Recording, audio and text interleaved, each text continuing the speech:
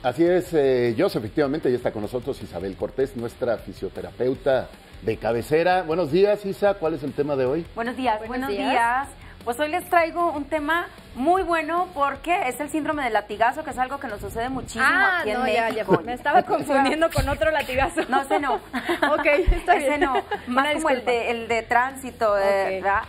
Choque por alcance, por ejemplo, ¿no? Exactamente, y pues en México que vivimos con este tráfico que es como tan común lo de los choques, pues es un tema bastante interesante. Pues bueno, pues vamos a hablar del síndrome del latigazo, que es un trauma que se produce en la columna cervical por movimientos de aceleración y desaceleración, y esto se refiere exactamente a un movimiento de una hiperextensión exagerada del cuello con una hiperflexión exagerada del cuello. Ahí estamos viendo, mira. Exacto. Aquí vemos, por ejemplo, mira, vemos cómo se ilustra muy bien la imagen ahí cuando, por ejemplo, nos impactan por detrás en el coche, que el cuello produce una hiperextensión que se va hacia atrás, ¿sí? Que puede provocar todo lo que son lesiones en los ligamentos, en la musculatura e incluso en las vértebras se pueden presentar subluxaciones. Y ese tipo de movimientos y de aceleraciones y desaceleraciones pues son movimientos bruscos y de forma repentina.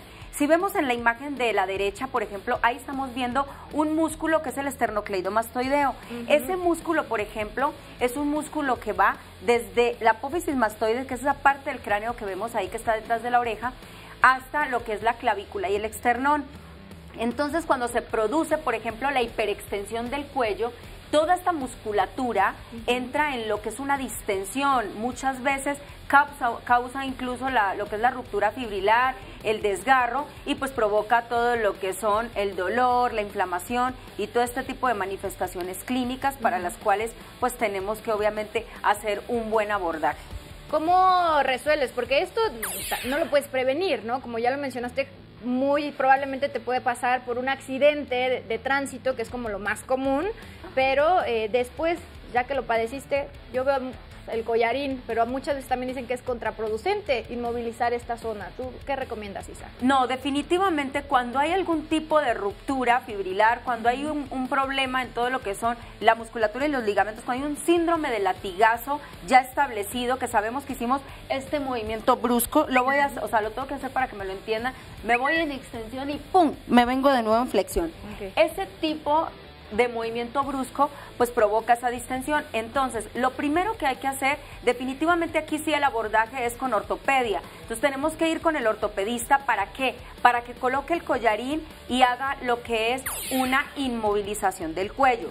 ¿Para qué? Para que el ligamento o el músculo o el tejido blando que se haya afectado entre en un proceso de cicatrización. ¿Qué es lo que no entendemos de este problema? Que es justamente lo que me preguntabas, Jackie, ¿cuándo y cómo se debe de abordar? Las primeras 2 semanas, ¿sí?, son recomendables definitivamente que se use el collarín para que haya una estabilidad en el cuello, porque los músculos se debilitan. Hay una debilidad en el movimiento, una debilidad en la musculatura, entonces el cuello pierde todo lo que es una estabilidad. Entonces tenemos que usar el collarín. Ahora, ese collarín solamente se usa la primera semana, semana y media, ¿sí? Pero la fisioterapia se debe de empezar incluso desde el 3er día.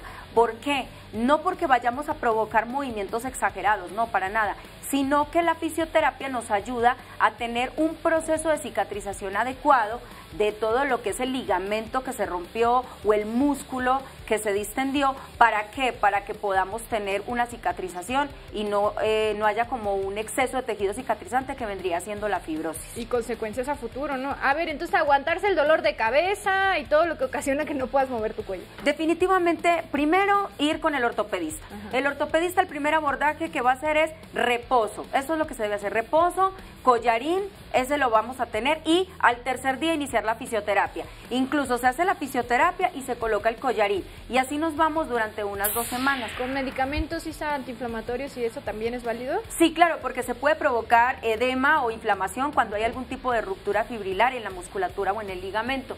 ¿Cuáles son las manifestaciones clínicas? ¿Qué sentimos con un síndrome de latigazo? Sentimos dolor, debilidad muscular, el movimiento ya no lo podemos realizar de una buena manera, podemos encontrar... algo muy importante que les tengo que comentar, no debemos de ir a hacer masajes, porque luego van a hacer masaje. Entonces ustedes no saben si el músculo tuvo algún tipo de ruptura fibrilar. Entonces, si masajeamos, pues rompemos más la fibra. Entonces, hay más acumulación de líquido, más acumulación de sangre e inflamación. Entonces, no se debe hacer. Recurrir al collarín, que esto lo hace el ortopedista, y el ortopedista ya se encarga de filtrar el paciente a fisioterapia para un buen proceso de cicatrización. Nos vamos a tardar aproximadamente entre 1 mes y medio a 2 meses en el proceso de cicatrización según la lesión.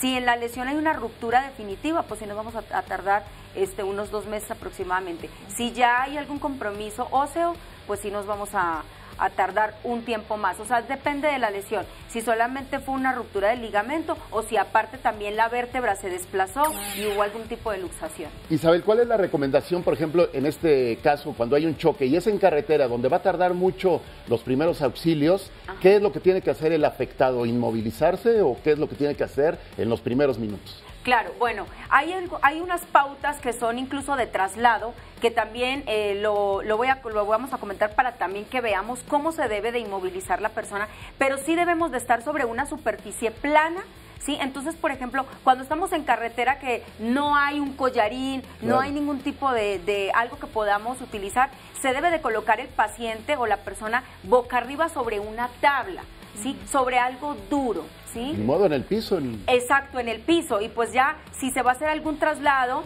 tiene que ser en una tabla, ¿sí? Para poder que esté completamente inmovilizado el cuello. A colocar cojines de un lado y del otro para que no haya este tipo de rotaciones, ¿sí? Mientras llegamos al hospital y podemos ya recurrir a lo que es un servicio médico.